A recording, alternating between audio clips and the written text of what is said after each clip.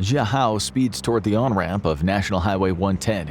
He's just gotten off the phone with the doctor. His mother is dying. She doesn't have much time, and her final wish is to see her only son one last time. Jiahao pushes the pedal to the floor. The engine screams as it accelerates faster and faster. He veers onto the highway, weaving in and out of traffic. Jiahao's mother is in a hospital on the outskirts of Zhangjiakou, between the coal mines of Inner Mongolia and Beijing. He's still over 60 miles away. If he doesn't reach her before she passes, he'll never forgive himself. The last conversation they had did not go well. Ever since he picked up a job working in the Inner Mongolian coal mines, he stops traveling to Zhangjiakou to see her. His body aches after each shift. He works all the time, and he's always just too tired to make the trip up to the city. Now he regrets it all. The coal industry boomed over the past several years. National Highway 110 has grown and grown in size to accommodate the huge amount of coal trucks traveling toward Beijing. In some places, the highway is made up of 50 lanes traveling one way. Now, Jiahao races down one of those lanes, passing coal-carrying trucks on his left and right. He pulls out his flip phone and hits the recall button. It dials the hospital. Zhangjiakou Medical, a voice responds on the other end. Jiahao keeps his eyes on the road as he speaks. "Hi, this is Jiahao. I'm just checking to see how my mother's doing. I'm about 60 miles out of the city. I should be there soon." The nurse informs Jiahao that his mother is stable, but they don't think she'll last that much longer due to her advanced age. Tears stream down his cheeks as he ends the call and looks at his phone. The screen displays the date and time, August 13th, 2010, 1 o'clock p.m. "I can get to the hospital in an hour at this speed," Jiahao thinks. The speedometer is pushing 100 miles an hour. "I have to get to my mother. There's so much I need to say." Jiahao checks his rearview mirror as he signals a lane change. When he focuses his eyes back on the road in front of him, he gasps. A wall of red brake lights has emerged. Jiahao slams on his brake with both feet. The tires screech. Smoke rises from burnt rubber. The back end of the car begins to twist. Jiahao turns the wheel hard to correct the motion of the vehicle. The brake lights of the stopped cars are getting closer and closer and closer. Jiahao closes his eyes and prepares himself for impact. Suddenly, the car lurches to a stop. Jiahao opens one eye. He's centimeters away from the car in front of him. He lets out a long sigh of relief. Sweat drips down his temples. Jiahao opens his door and steps out of the vehicle. He peers down the lanes between the stopped cars. He can't make out if there was an accident or what the holdup is. Jiahao climbs on top of the hood of his car. His heart sinks. The traffic jam extends as far as the eye can see. Must be dozens of miles long. "This can't be happening," Jiahao whispers to himself. "Yep, better get comfortable," a voice says from next to him. It's a coal truck driver who's gotten out of the cab of his vehicle. "Seen this before. Probably extends all the way to Zhangjiakou. Last time I was stuck in a jam like this, it took over a day to clear the mess. And this one looks a lot longer." Jiahao can't believe what he's hearing. His mother most likely doesn't have days to live. She could very well be gone within the next few hours. He gets back in his car and slams his head against the steering wheel. The horn begins to blare. Jiahao leans back in his seat to think. He's 60 miles from the city. The cars in front of him haven't moved for several minutes. At this rate, there's no way he'll make it to the hospital in time. Jiahao thinks about the last visit he had with his mother. She cooked homemade dumplings and Peking duck. She was so happy that he'd come to see her. She'd been very lonely since Jiahao's father passed away a few years back. It wasn't too long after that Jiahao went to work in the coal mines. But Jiahao reminded her that they needed the money to pay for rent and to put food on the table. He was working 7 days a week to take care of her. She said she didn't care. She just missed having her son around. They spent the rest of the night laughing and playing games before Jiahao left to drive back to the little shack he shared with way too many roommates. It was close to the mines, which made getting to work each morning easier. Jiahao opened his eyes, grabbed his phone, and turns off the car. "I'm gonna make it to the hospital, if it's the last thing I do," he says with conviction. Jiahao shoves the door to the car outward and steps onto the scorched highway. He's prepared to walk all the way to Zhangjiakou if he has to, but his mother will not die alone. He will be there to say he loves her while he sits by her side. Jiahao begins walking between the stopped cars. The truck driver calls out to him, "Hey kid, where are you going? What about your car?" Jiahao looks back at the man. "Keys are in the ignition. It's all yours." Jiahao turns and runs down the highway. He dodges people who have stepped out of their cars to see what's happening. "I'm coming, Mom," he says to himself. For hours, Jiahao alternates between running and walking. His mouth is dry as charcoal, his legs ache, as if he just completed a marathon. The only thing he brought with him was a cell phone and his wallet. Traveling light is a good idea, but he underestimated just how far the traffic jam extends. He must have gone at least 10 miles, but the end is nowhere in sight. Jiahao slows to a walk and listens to the radios in the cars he passes by. The news is playing through one of the stereos. The traffic jam is all anyone can talk about. The radio announcer says it extends as far as 60 miles and that law enforcement has been dispatched to the area where the backup has occurred. Zhao doesn't catch the whole announcement before he passes the car, but the traffic jam has something to do with construction that's happening closer to Zhangjiakou. It seems crazy that a highway as large as the 110 with all its lanes could become so backed up. But demand for coal has skyrocketed, and the number of trucks combined with commuters heading into the capital is overwhelming even for a highway that spans 50 lanes at times. The sun begins to set. Zhao pulls out his cell phone and calls to the hospital again. There are no new updates. His mother is still breathing, but she's just barely clinging to life. Although the nurse he speaks to does give him some hope. She says that his mother briefly came out of her daze. She asked for him, and when the nurse told her he was on his way, she smiled. Zhao knows that his mother is strong and will be able to hold out until he gets there, but he needs to get there fast to ensure he can say everything he needs to. As night begins to settle over the highway, the lights kick on to illuminate the metal and concrete below. They glow a dim yellowish color like a dirty lamp in a warehouse. Zhao passes people who have set up makeshift shops along the side of the highway. Zhao's stomach rumbles. He's so hungry, and it looks like these people are selling bottles of water and instant noodles. Zhao races over to one of the pop-up shops. "I'll take a bottle of water and a cup of noodles, please," he says to the old man who's selling the goods. "That'll be 100 yuan," the old man replies. Zhao stares at him with wide eyes. 100 yuan, he exclaims. "In the city, this costs no more than 10 yuan. The man just shrugs. "If you don't like the price, you can wait until you get to the city." Zhao places his hand over his face and rubs his eyes. "Fine," he says. Zhao pulls the money out of his wallet and gives it to the man. "Pleasure doing business with you," the man says as Zhao walks away. He's so hungry that he eats the cold noodles and slurps the liquid inside the cup. He then downs the whole bottle of water in one go. People sitting in their cars watch as Zhao passes them. Some don't have enough money to buy the food and water that's grossly overpriced along the highway. Zhao has noticed that the cars have been making some progress, but walking is much faster. He estimates that the cars have only moved a couple hundred feet, and it's been hours. At the end of this highway catastrophe, the media reports that the cars only moved around half a mile a day. Zhao has already traveled close to 20 miles, so getting out of his car to reach the hospital was definitely the right decision. It's getting late. His legs feel like jelly. As Zhao passes the coal trucks, he sees the driver sleeping beneath him on flattened cardboard boxes. He wants so badly to get to his mother, but he's exhausted, and if he doesn't rest, he's afraid he'll pass out. Zhao slowly walks to the side of the highway and leans against one of the barriers. He closes his eyes for a moment and instantly finds himself drifting off. He doesn't want to sleep through the night, but a quick power nap is desperately needed. Zhao can't fight it any longer. He begins to dream. The night air is filled with the smell of gasoline and coal. Zhao awakens to the sounds of screams and shattering of glass. He jumps to his feet and looks around. Across the highway, a gang of masked men slams crowbars and metal pipes into the windshields of cars. They pull their occupants out through the broken windows and throw them to the ground. Zhao wants to help, but there are too many. He runs through panicked drivers who are trying to inch their vehicles further away from the carnage. The masked figures steal wallets, jewelry, anything valuable they can get their hands on. The traffic jam of the century will not stop thieves from making a profit. Coal drivers, who have been in similar situations before, pull out tire irons and bats to fend off anyone who tries to steal from their load.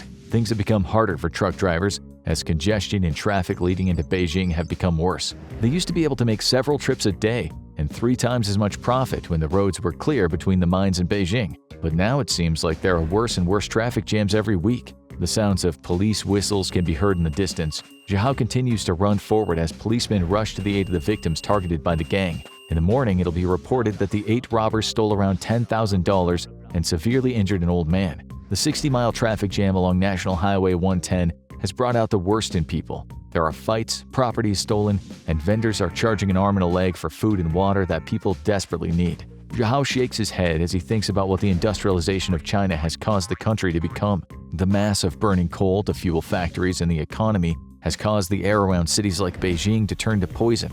Those in power get wealthier as it gets harder and harder for the average Chinese citizen to get by. China as a whole might be becoming more powerful, but for the people living there like Zhao and his mother, they're suffering as a result.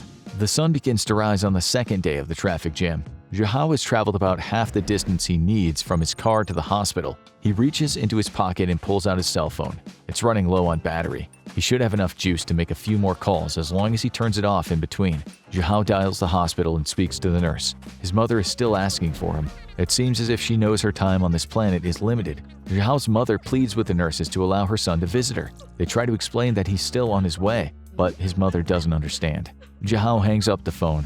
His heart feels like it's been smashed into a million pieces. How could he let things get this bad before he visited his mother again? Zhao shakes his head. takes a deep breath and begins to sprint. He doesn't know if he can make it 30 miles in a single day, but he's gonna try, even if it kills him. Zhao squeezes between tightly packed cars. He sees people playing games while waiting for the traffic to move. Truck drivers smoke cigarettes as they lounge in the driver's seat of their vehicles. They'll be stuck on the highway for several more days at this rate. This is quickly becoming the largest traffic jam that China has ever seen. Zhao continues to run. His phone is turned off, so if something goes wrong, he won't know until he turns it back on. However, at this point, there's nothing he can do but run. Each second that ticks by means his mother is one moment closer to being lost forever. Zhao bites his tongue hard to distract himself from the cramp that's forming in his side. He swallows the metallic taste of his own blood. It reminds him that he hasn't had anything to drink since the night before. He sees another vendor along the side of the road. He runs up to them and asks for a bottle of water. "That'll be 15 yuan, the woman says. Zhao is disgusted. The bottle would only cost 1 yuan in a shop. He pulls out the last of the money in his wallet and gives it to the woman. He slowly sips the water bottle, saving some for later. The warm liquid makes him feel slightly better. He continues to run. Zhao is on the move for the entire day. He feels as if he must have traveled another 20 or so miles. He puts his arm over his forehead and looks into the sky. The sun has begun to descend over the horizon. As a cloud passes in front of it, Zhao gazes down the highway. In the distance, he can just barely make out buildings poking through the fog. Finally, he gasps. He can now see Zhangjiakou. It's only miles away, but the end is now in sight. Zhao takes another gulp of water and pushes his body to the limit. He can hear car horns honking as drivers become desperate to move forward. The second day of the traffic jam is coming to an end, and the congestion hasn't cleared up even slightly. Zhao watches as the cars that have run out of gas or broken down are pushed to the side of the road by other drivers trying to get by. Everyone smells. They're all tired and hungry. If the Chinese police don't find a way to get the cars moving, they might have a full-blown riot on their hands. Up ahead, something seems to be happening. The cars are still stopped, but it appears they've all begun to turn toward the middle of the highway. It's as if the cars are being funneled into the neck of a bottle. Zhao pauses to catch his breath. If he stands on his toes, he can make out the top of a structure that reaches across the highway. The plaza, he thinks. He weaves around the cars and trucks in front of him. He can see the separate stalls of the toll plaza. There are workers in each one trying to keep people calm as they inch through the dividers. Zhao proceeds to walk through one of the lanes. A man shouts from within his booth, "Sir, what about your toll?" Zhao stops and looks at the attendant. "You're kidding, right?" The man looks slightly uneasy. "Every vehicle needs to pay the toll," the attendant responds. Zhao looks at him and shakes his head. "Good thing I'm not in a vehicle then," Zhao smirks and then walks through the plaza. On the other side, the 50-lane highway has begun to merge. Seems to be the source of the whole traffic jam.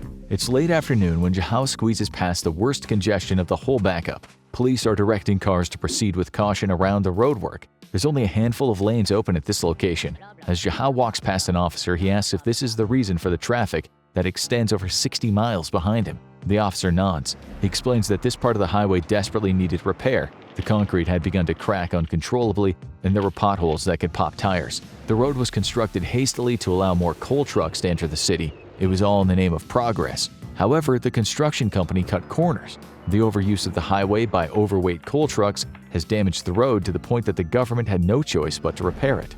But it wasn't just the construction companies that were at fault. The truck drivers continually overloaded their beds so that with each shipment they can make more money. Becoming a coal truck driver had been lucrative at the beginning, but as more and more trucks started hauling the black gold into Beijing and the roads became congested all the time, the truck driver profits slipped. The more coal they carried, the more money they can make. The only problem was there were regulations to limit the weight of each truck in order to reduce the damage their heavy vehicles did to the highway. But like with many aspects of the fossil fuel industry, the drivers disregarded regulations and packed as much coal as possible into their trucks. They would avoid weigh stations or pay the workers at the facilities to forge their numbers. With each overweight truck that drove down Highway 110, the road became more and more damaged. Now all that destruction has caught up with the coal truck drivers and everyone else trying to travel along Highway 110. Zhao shakes his head, knowing that he's part of the problem, but there are so few jobs that offer decent pay. The industrialization of China and the growth of its economy are made possible by the massive population that's willing to work for next to nothing.